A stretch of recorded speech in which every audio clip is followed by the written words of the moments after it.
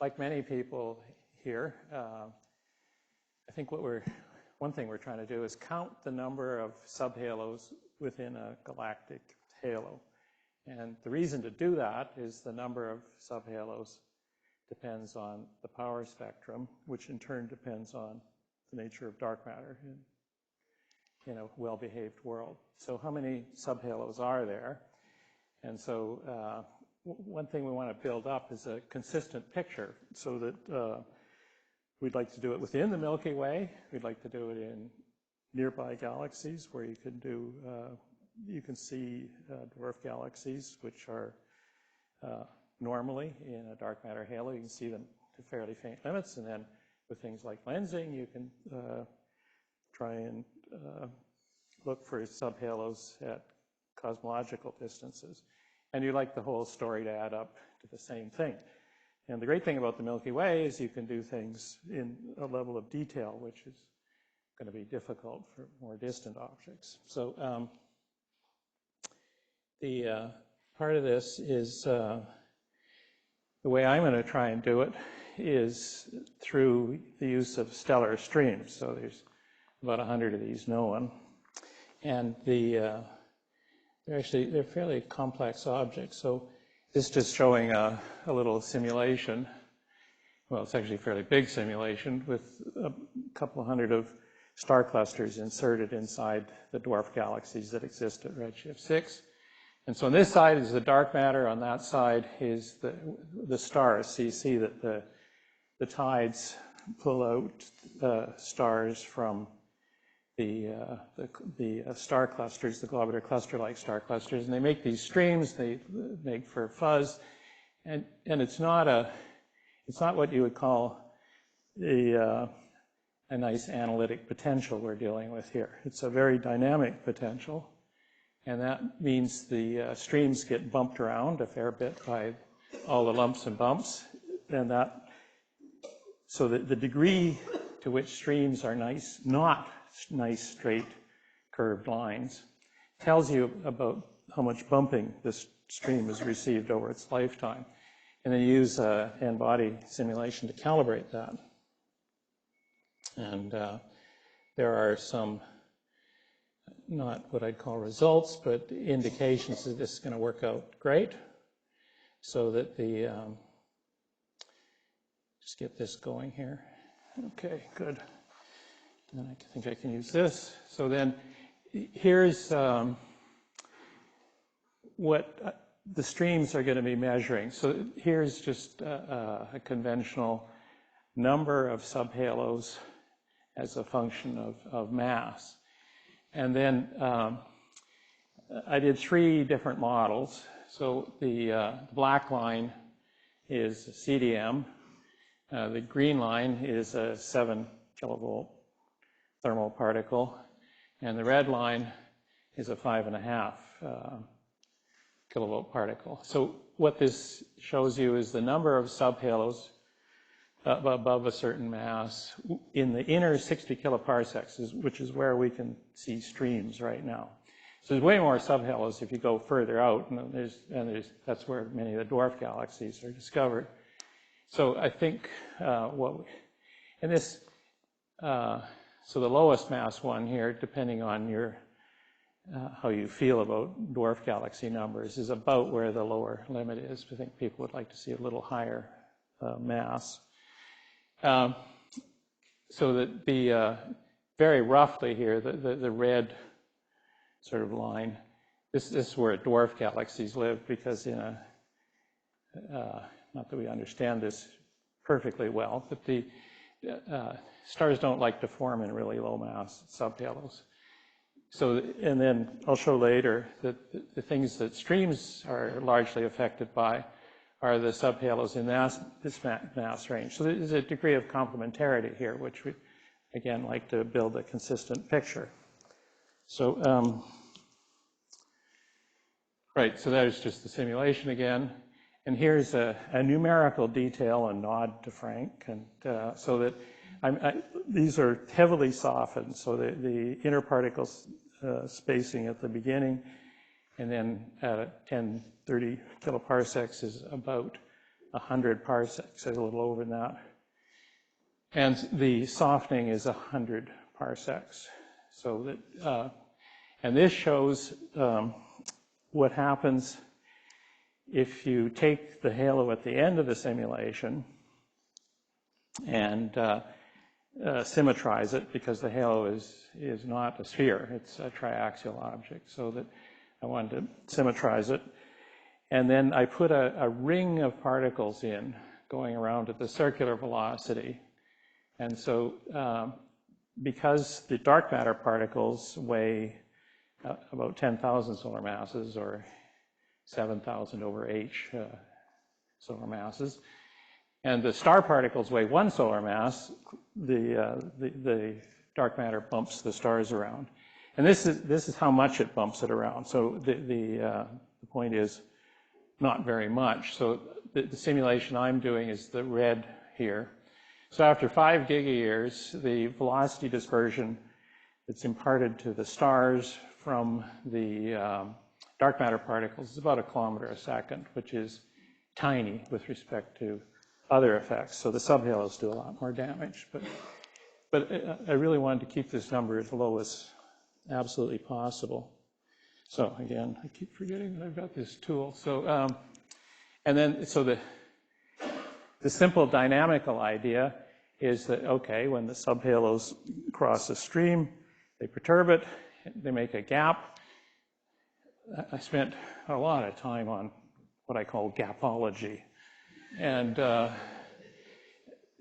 I got, so it's not a bad thing, but it's complicated for sure. And so what I'm doing is I'm saying, well, let's just add up all the gaps, because we know what they do is they splatter stars out of the stream, up, down, left, right. And so the stream gets broadened, okay? So you're measuring the integrated effect instead of trying to find an individual one. And this is a big effect. Over time, it builds up velocities of, 20 to 30 kilometers a second in a CDM simulation. So there's way less subhalos in, just going back to here, in this warm dark matter in the relevant range. It's like an order of magnitude less subhalos. So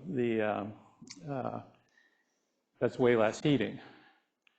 So, and here's just a visual demonstration of how streams evolve with time. So there was a time when people said, our halo is full of spaghetti.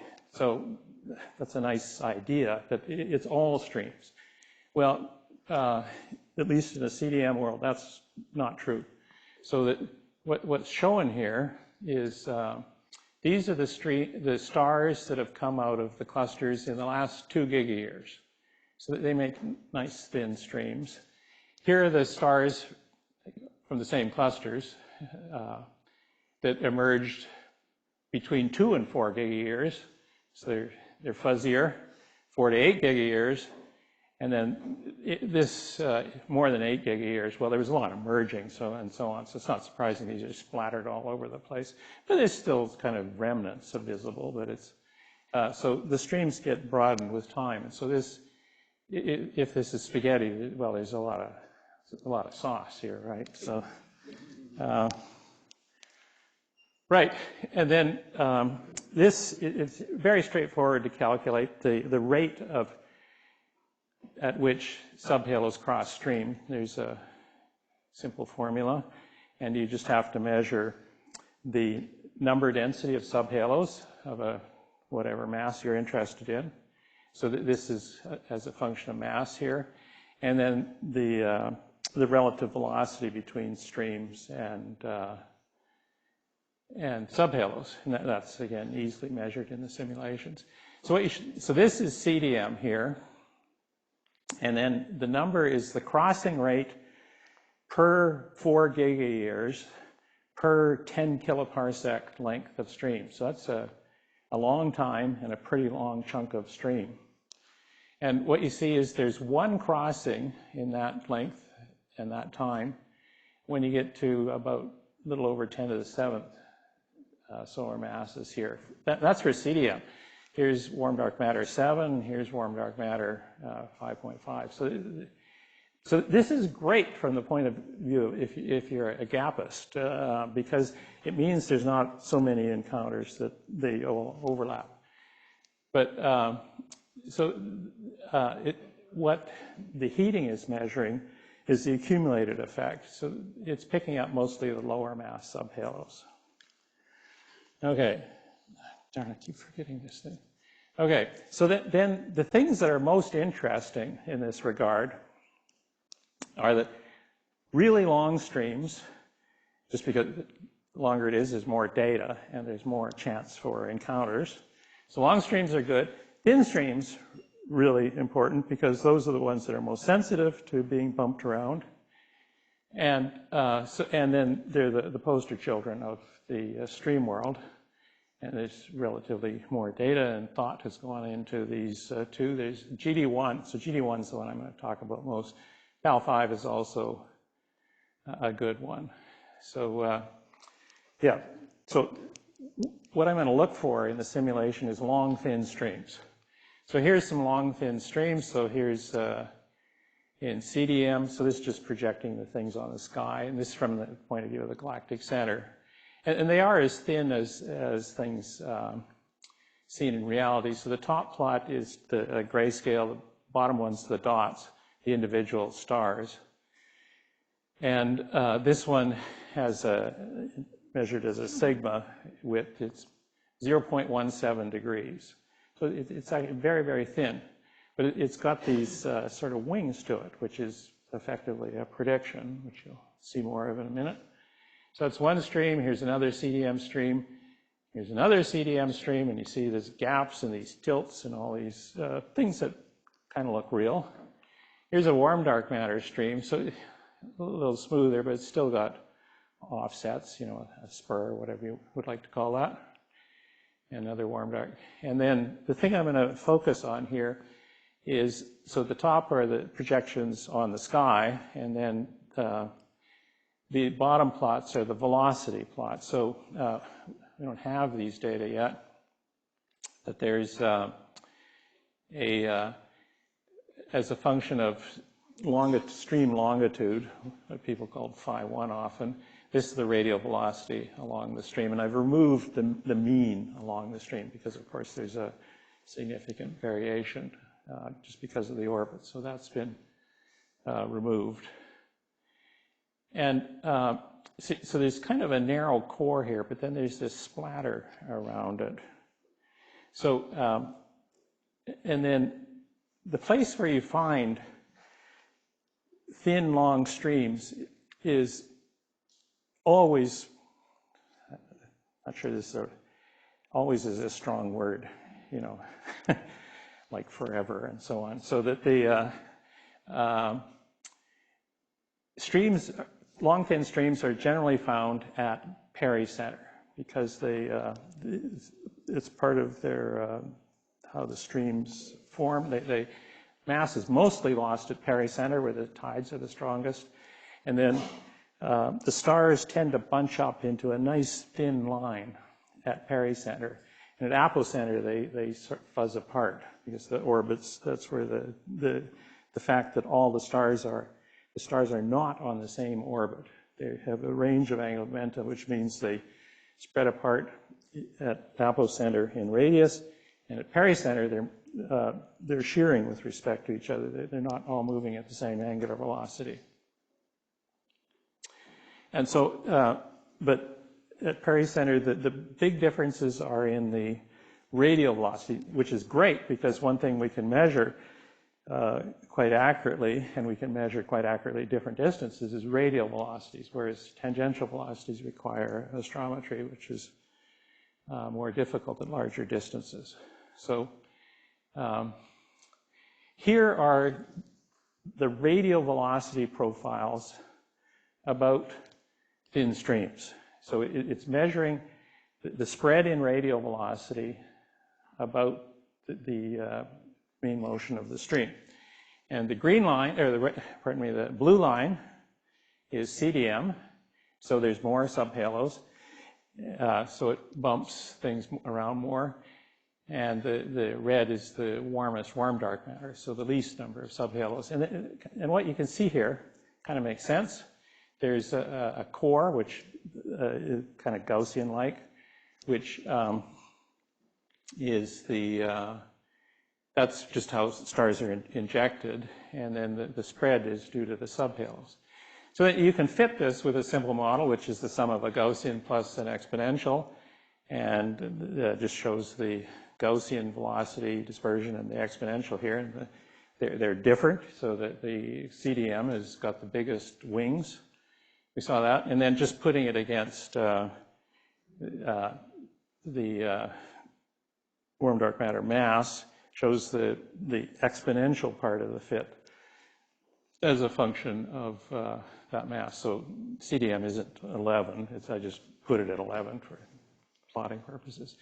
So then here's some DESI data. So these data are public. So this is data that was early on, and the thing was partly broken, so that there is a missing segment here. So there's this Pac-Man type coverage of the sky chewing up the stars. So here's so Monica Valuri has led a paper, which should eventually appear. And she wanted to avoid this spur thing, so she looked at this. So this is the velocity distribution she got, the black line. And it looks like it's got wings. So for sure, this is not a Gaussian. It's maybe two Gaussians, but it's definitely not one Gaussian. And then I just took her velocities and ignored whether there's a spur there or not, and plotted them up. So the one thing I did was this on the right shows the velocity error. So I discarded objects which had velocity errors bigger than 8 kilometers a second, then plotted the velocity distribution. Again, it certainly looks like there's wings there. And then it's sufficiently wing-like that you can chuck it into your MCMC thing and fit it, and there's the data and the fit shown, and there's the contours, which probably don't inspire a huge amount of confidence, but they're at least there, right? So that the model can do the job. And here's plotting it on this that plot you showed earlier, so that the current data, there's the 1 sigma error limits. They're huge, but the point is, this is going to work. Like, it would be absolutely amazing if you could take 235 stars and infer the nature of dark matter. I mean, that would be clearly not credible accomplishment, but it shows that this is going to work if you just need way more stars. So using these models, you would say about 10,000 stars. The velocity errors could be as bad as 5 kilometers a second, but it'd be nice if they were smaller than that. And here is the DESI data that's been accumulated. So again, DESI is primarily doing things for other reasons, but it does pick up a lot of stars. So this is a GD1. So there's way better data already available. So I'm very excited to see where this goes. And so anyway, there's some details. And then just as a closing note here, oops, here it is. So this is just showing one cluster and showing the complicated life of a stream, which is, maybe I'll skip it forward a bit, but so this is what a stream really looks like. So it's not your grandfather's stream, which was, so I started off moving things around in a spherical or an axisymmetric potential. But the potential, one of the messages of this is the potential is aspherical, because and the orbits within it are chaotic, which means they are diverging exponentially.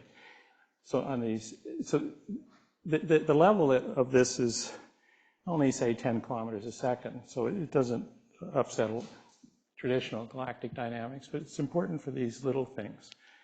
And it may well be important for some of the modeling of what, if you're interested in the potential, the lensing potential, this might have implications there. So the Milky Way is both, aspherical and time varying, so a very messy thing. Anyway, I'm done. Okay. Thank you, Ray.